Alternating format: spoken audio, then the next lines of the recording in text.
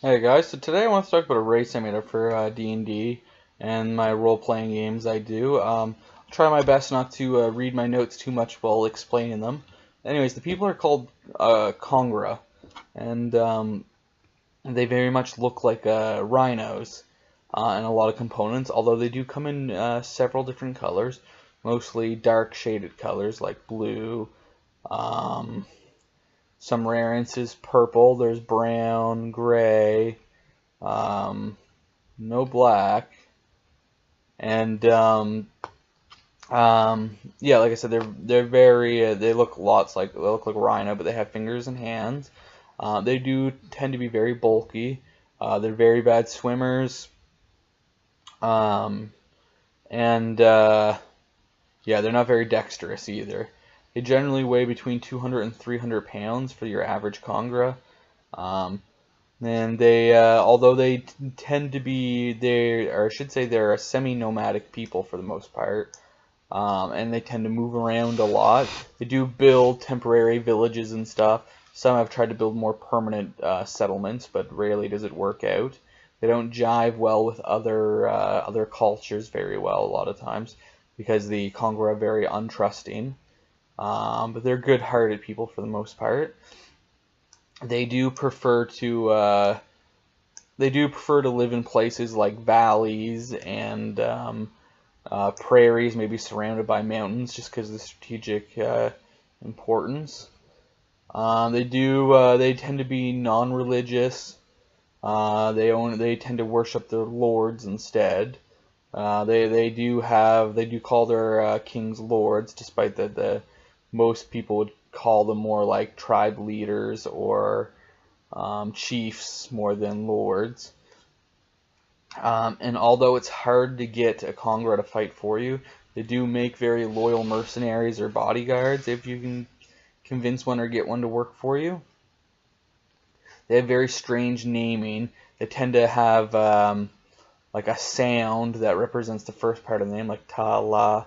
Often family members will name their kids basically whatever their thing is, and they'll be like one or whatever in their language, whatever the word one would be for their language, and then they would also put their tribe leader's name at the end, or their lord, sorry. Despite the high success rate kongra have on the battlefield, kongra's normal battle tactic is just to flee, abandon their homes, and move somewhere else. They do fight when they have to, and they do have a very high success rate, but they would rather retreat or leave altogether than deal with a conflict unless they feel they have to stay. They do value keeping records of events.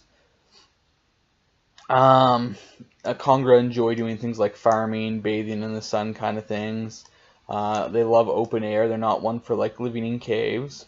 And every kongra tends to build a moral code, and the moral code is very important. They follow it in a lot of ways, and it tends to include family, because family is a very important thing to them. Now they'll set their moral codes aside for their lord, and in turn their lord protects the kongra and the kongra's family. And the kongra's family generally is part of their moral code, or the moral code is built around protecting their family. So the lord will, the kongra will blindly follow their lord, and in turn the lord makes sure he does whatever he can to protect his family. And the cynical person would say the lord would just take advantage of the kongra, but the kongra's culture kind of prevents it. They have a mentality of not doing that.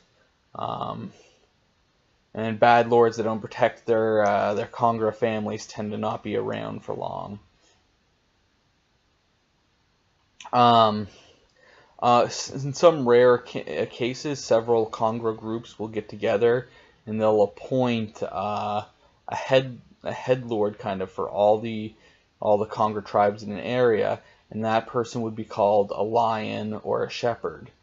It's a lion if they get together for war times, and generally the lion lord will no longer be leader once the war conflict is dealt with, where a shepherd comes about or is chosen at a time of peace, generally for greater cooperation, and will tend to stick around for a long time, if not indefinitely, eventually merging the groups.